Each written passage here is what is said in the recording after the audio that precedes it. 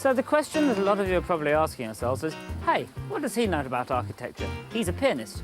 Well, the answer is very little until I came here. This place, Portmeirion, designed by the architectural magician, Clough Williams Ellis.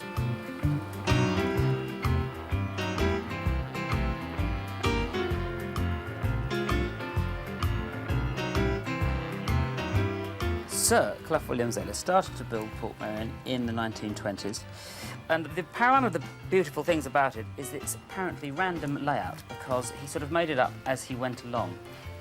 It kind of proves the one thing that the ancient architectural experts, like Palladio, tell us, and all estate agents, that it's all in the 3 L's. That's location, location, location, and location.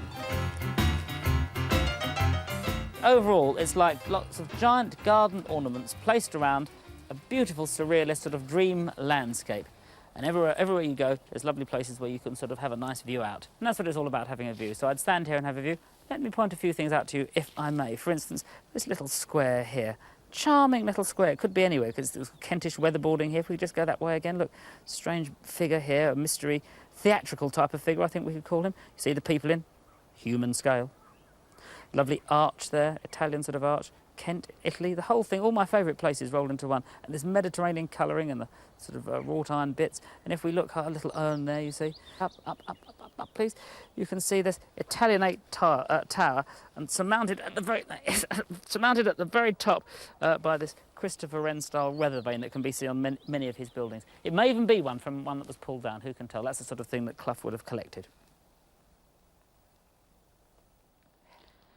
Sir Clough Williams Ellis, who sadly died in 1978, was I've been waiting to say this for a while, the doyen of classical illusionists. If you are, for instance, presented with a great big plain wall with nothing on it, why not enliven it by painting a few windows on it? Nothing here is quite what it seems.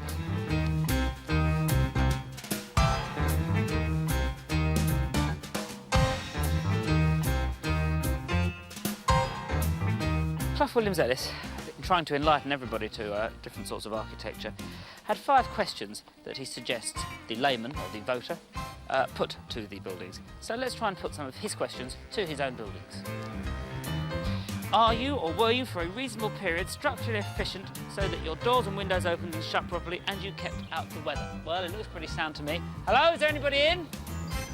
Hello. Hello. Everything working okay? Yes, fine. Doors and windows okay? Yes. Okay, thank you very much. Have you got a general architectural theme which you try to express? I think so. Gaily coloured Italianate. Do you seem beautiful to me?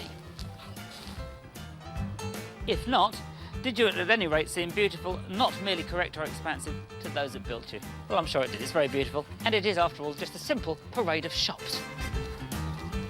Are you a good neighbour so that your setting or any building near you gains rather than loses by your presence? Well, just looking around here, I think the answer has to be yes. Do you fulfil your function adequately and with a minimum of friction? Well, this building is called Watch House. It's where Noel Coward wrote Blithe Spirit. It's one of the first buildings to be built. And does it fulfil its function? Well, it's called Watch House, and so you would hope that there would be a view from here. Glancing out, we discover that there is.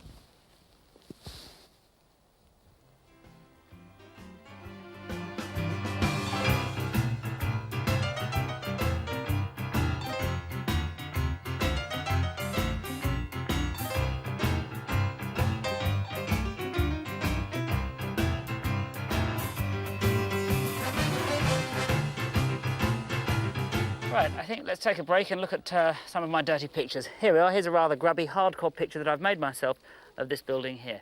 If you love these buildings, you sketch them. The other thing you do, as well as sketching them, is, of course, you measure them.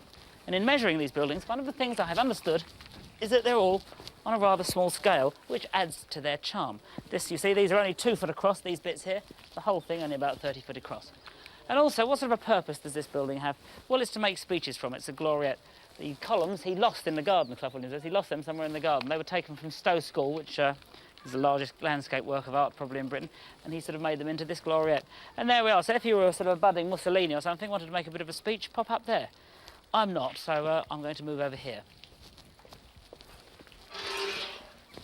The beautiful thing, the brilliant, thrilling thing about this building is the fact that the closer you get to it, the smaller it becomes, until you get right up close and realise that underneath it it's just hollowed out, and above is a simple 3-room bungalow, a miniature little sort of doll's house that you could live in, with a beautiful facade, with a bit of breeze block and rendering. Beautiful, I think. One of his intentions in building this place was to open people's eyes to architecture. The average man or woman in the street like myself that didn't have a clue could suddenly be inspired to go and look and investigate more, and that's what I've done. Perhaps if you'd care to join me in my London office, I can explain further.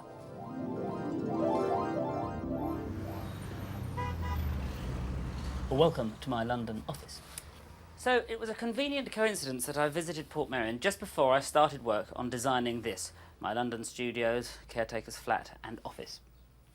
In fact, Portmeirion, when I visited, confirmed what I'd already thought. When building a building, it has to be as unusual as possible.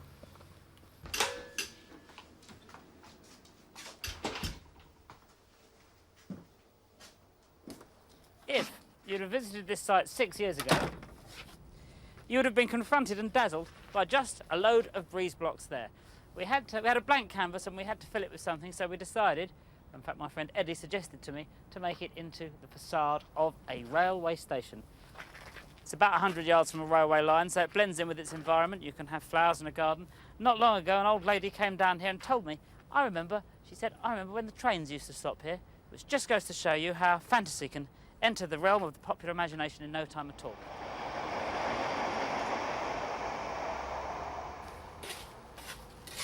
Now, this herb garden is the beginning of my real Portmeirion style. As you can see in the background here, Fred the builder, who's built all of this station, is building a little, what's going to be a cylindrical temple with a dome on the top of it, only big enough for children or stag beetles to store their garden tools in. But this is just the beginning. Perhaps you'll recognise this building. It is a copy, more or less a copy, of the Unicorn building which I was standing in front of in Portmeirion. Unfortunately, I have planning permission to use this facade on front of these buildings here when we extend the studio within there. Instead of just a boring breeze block sort of lump, we'll have this charming doll's house facade on the exterior. And over here, I intend to try and convert these garages into something a little more interesting. A small 2-storey building. I shall be taking the roof line across here like this, taking this little motif and sticking it up in a pediment I'll build here, using this, a quarter scale of an Indigo Jones design for a building. People, of course, being about this big so they can walk across laughing and singing there. Well, I may not be a great architect, but I have a great deal of fun, and I'm sure Clough Williams Ellis would have approved of that.